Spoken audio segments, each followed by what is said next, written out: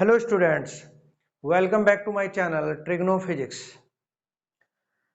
Vector वाले chapter में lecture number 10 में हमने दो वेक्टर अगर आपको गिवन है उनका रिजल्टेंट कैसे फाइंड आउट करते हैं उस पर बेसिस हमने कुछ न्यूमेरिकल किए थे। या आपको जो है रिजल्टेंट गिवन है और कोई एक फोर्स दे रखा हो या एक वेक्टर दे रखा है और एंगल दे रखा है तो दूसरा वेक्टर आप फाइंड आउट कर सकते हैं।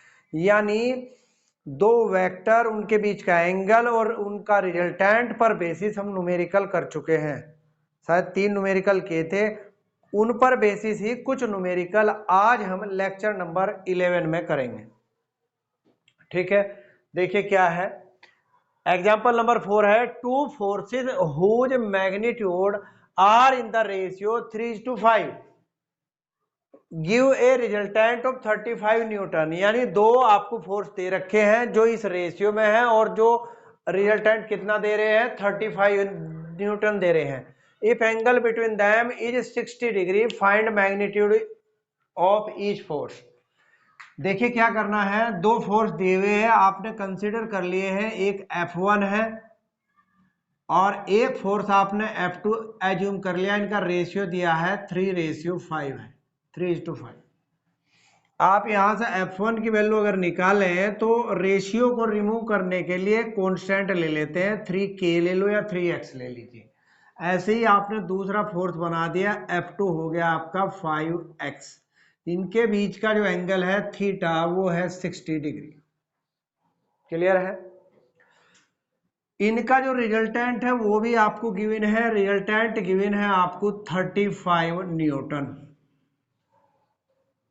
अब आप फोर्स का फॉर्मूला लगाइए रिजल्टेंट का। Resultant is equal to F1 square plus F2 square plus 2F1 F2 cos theta. हमने फॉर्मूला बताया था R square is equal to P square plus Q square plus 2PQ cos theta.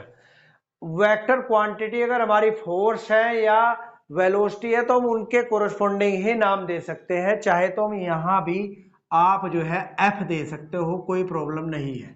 यानी इनका resultant F ले सकते हो। अगर आप ए बी और पी क्यू और आर में ही देना चाहते हो तो उसमें भी आप नाम दे सकते हो। ठीक है, अब F की वैल्यू पुट करिए, यहां पर कितनी हुई है 35 का स्क्वायर हो गया। ठीक है, F1 कितना हुआ 3X का होल स्क्वायर, F2 कितना हुआ 5X का होल स्क्वायर इंटू 2, F1 कितना हुआ 3X, F2 कितना हुआ 5X into cos 60 degree. Clear है। इसको सोल्व करोगे 35 का स्क्वायर होता है 12, 25 is equal to 9X square plus 25X square plus 2 into 15X square into 1/2, 2 से 2 कैंसिल हुआ, 25 और 15 हो गए 40, 40 प्लस 9 हो गए आपके 49X square. This will be 12, 25 is equal to 49X square. यानी अगर आप यहां से सोल्व करो तो x square is equal to हो गया है 12, 25 डिवाइडेड बाई 49।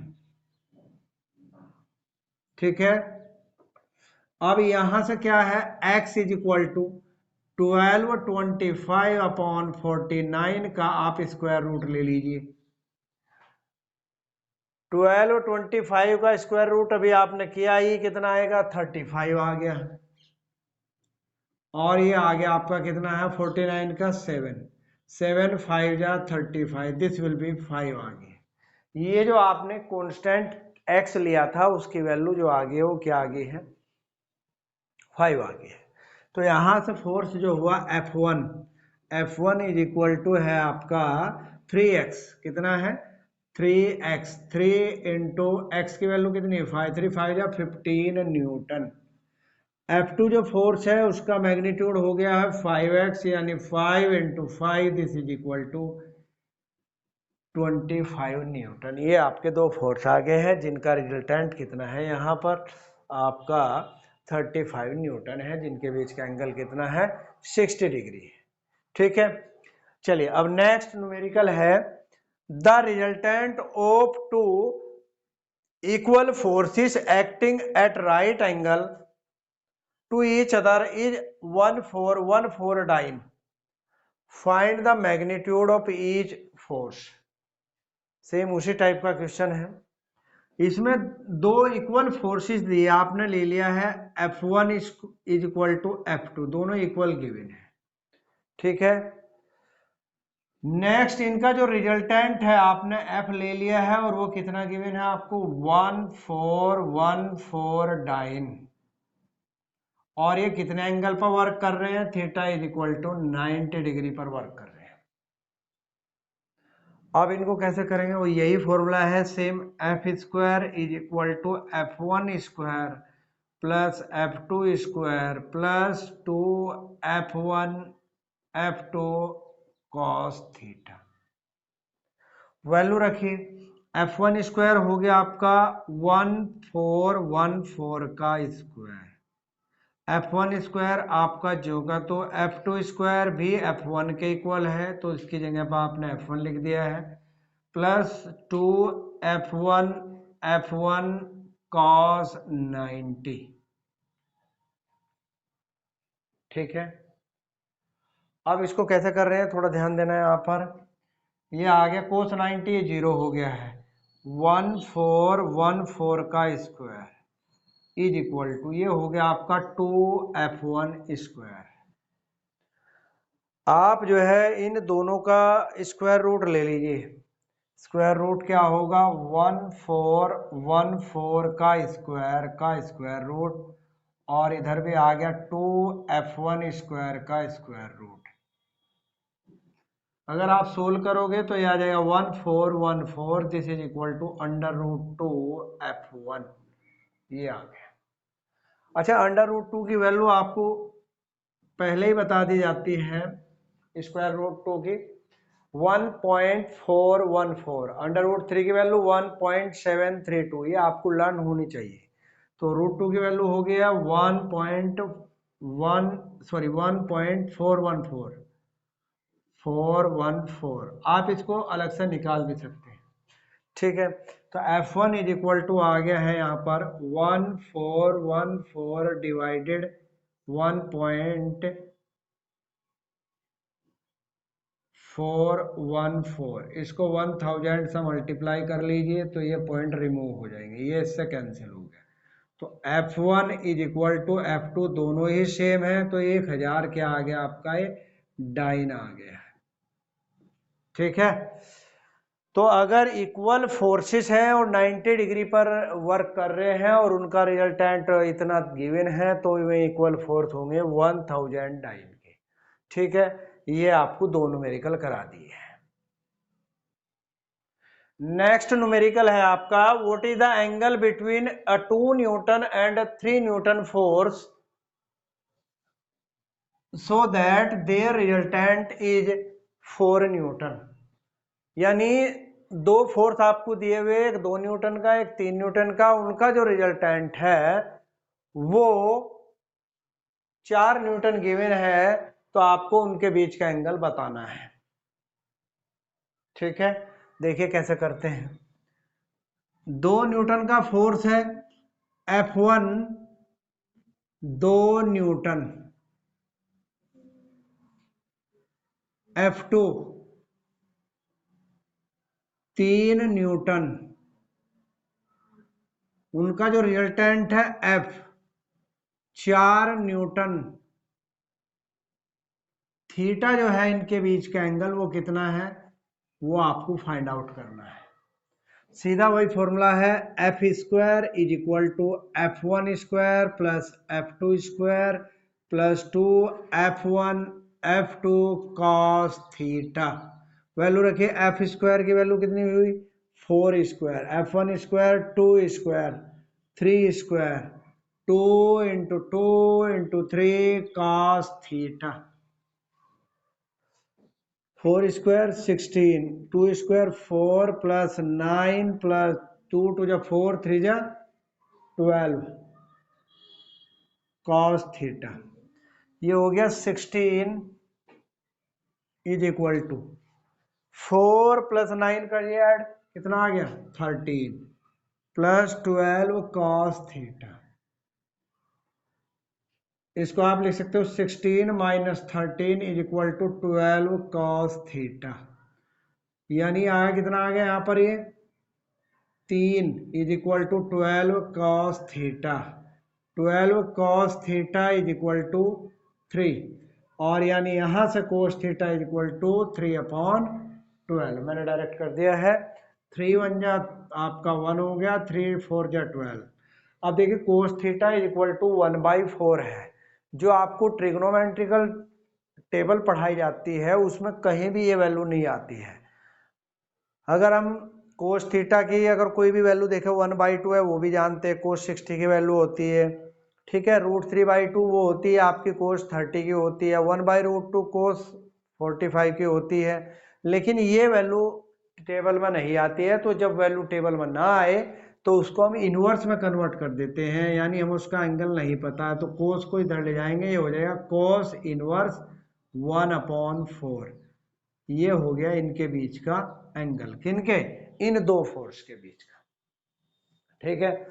नेक्स्ट है two equal velocities have a resultant equal to 3/2 times the value of either velocity, find the angle between them. ये भी इसी टाइप का क्वेश्चन है। सॉल्यूशन देखिए, फोर्स वाला क्वेश्चन अभी आपने किया है, अब ये वेलोसिटी का आ गया। वेलोसिटी का भी यही प्रोसीजर है, क्योंकि मैंने बताया कि वो जो फॉर्मूला है वो हर वेक्टर क्वांटिटी के लिए अप्लाई होता है। तो यहाँ टू इक्वल वेलोसिटीज आपको गिवन है, एक आपने v1 ले ली, एक आपने v2 ले ली, दोनों इक्वल दी हुई है, ठीक है। इनका जो रिजल्टेंट है वो 3/2 टाइम्स है, किसका, इसी वैल्यू के इक्वल, किसी एक के इक्वल कर लीजिए। यानी इनका जो रिजल्टेंट होगा v is equal to 3/2 v1 या v2 लिख लीजिए।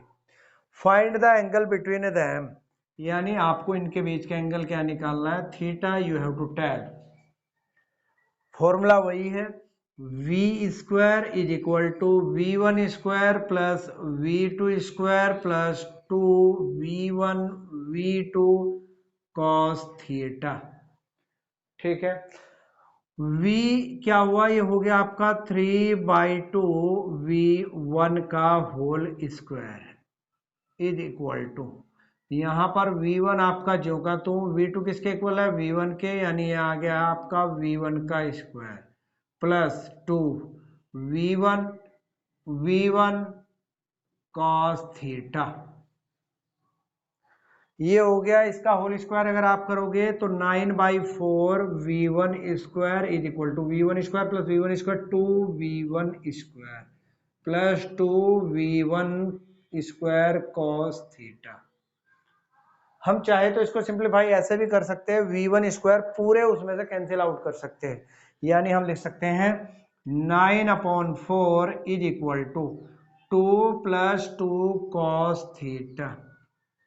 इसको इधर ले आइए, ये हो गया है 2 प्लस, चलिए ऐसे लिख देते हैं 2 + 2 cos theta is equal to 9/4, ठीक है। इसको 2 को उधर ले आइए, 2 cos theta is equal to 9/4 minus 2, 2 cos theta is equal to 4 2 जा 8, 9 minus 8/4, 2 cos theta is equal to 1/4, ठीक है। 2 को अगर यहां से हटाओगे तो ये 4 के साथ में हो जाएगा, तो दिस विल बी 1/8। फिर वही बात आ गई है, यहां पर कोस में 1/8 किसकी वैल्यू होती है, जो हमने ट्रिग्नोमेट्रिकल टेबल पढ़ रखी है उसमें से कोई भी वैल्यू नहीं है। तो फिर हम इसको किस में कर देंगे, इनवर्स में कर देंगे, theta is equal to cos inverse 1/8,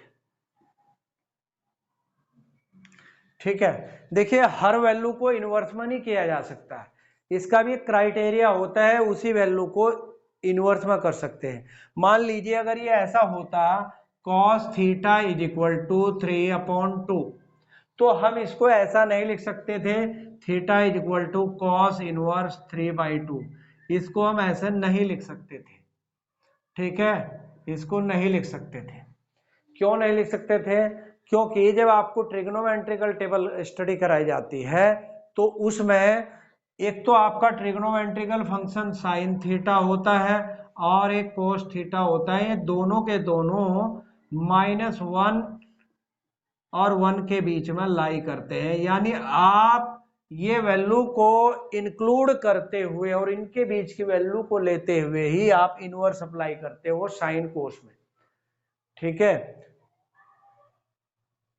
इनको चेक करने के बाद ही अगर मान लीजिए tan में आ जाए तो tan में कोई प्रॉब्लम नहीं है, अगर tan में आ जाए तो उसमें हम सब में इन्वर्स लगा देते हैं, क्योंकि tan जो होता है ट्रिग्नोमेट्रिकल फंक्शन, इसमें जो है हर वैल्यू को इंक्लूड किया जाता है, ठीक है, क्योंकि इसकी जो लिमिट होती है वो माइनस इनफाइनाइट से प्लस इनफाइनाइट होती है। तो आज मैंने आपको जो है 4 न्यूमेरिकल करा दिए हैं। तो आज के वीडियो में इतना ही। अगर आपको कोई प्रॉब्लम हो, कोई डाउट हो, तो आप प्लीज़ मुझे कमेंट करिए। मेरी आपसे एक रिक्वेस्ट है कि प्लीज़ मेरे इस चैनल को लाइक करिए, सब्सक्राइब करिए एंड अपने फ्रेंड्स में शेयर करिए। Thank you.